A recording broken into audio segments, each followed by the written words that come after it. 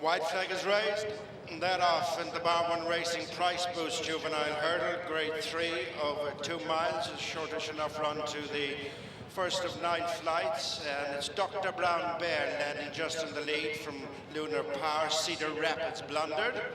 Heading to the second flight, and it's Dr. Brown Bear showing the way to Lunar Power and the grey FIL d'Or, the red and white jacket. On the outside is Max Mayhem, who's followed by Scenic Look and then Faye. At the back of the field, the stable companions 7L and Cedar Rapids.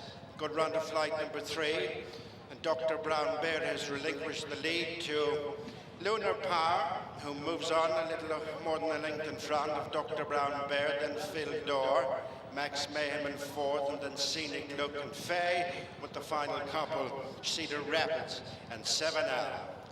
Uphill they go to flights 3 and 4, and it's Lunar Power and Brian Cooper showing in front of Dr. Brown Bear and Ricky Doyle.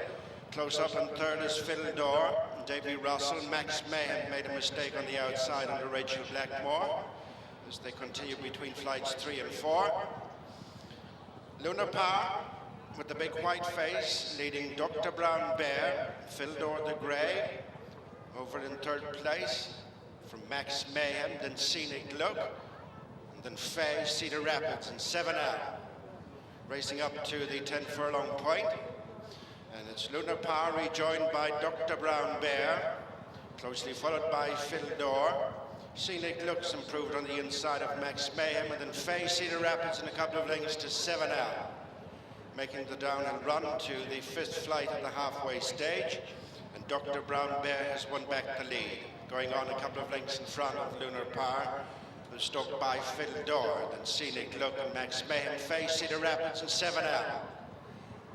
At the flight, halfway from home, Dr. Brown Bear, the diamond colors, followed by Lunar Power and FIL d'Or, Scenic Look and Max Mayhem, with the final 3, Faye, Cedar Rapids, and 7L.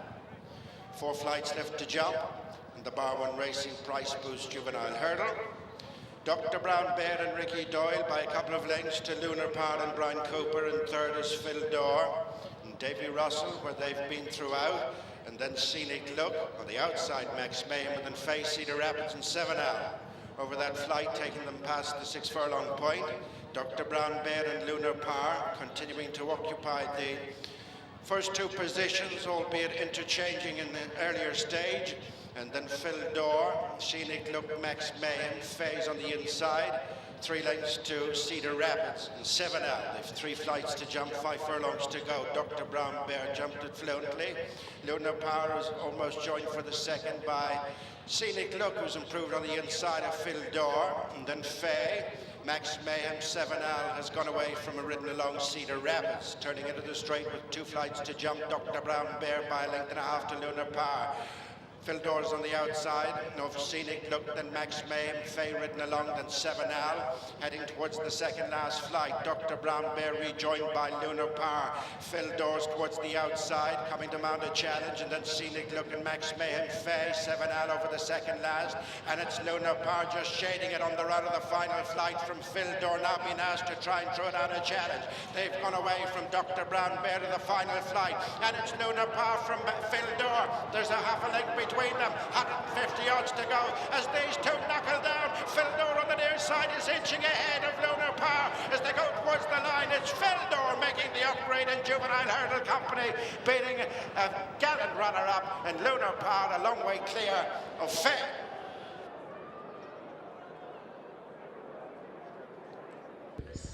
Gordon Elliott joins us now after FIL d'Or preserved his 100% record over hurdles in our second race here. Gordon, I thought it was a really good performance. Yeah.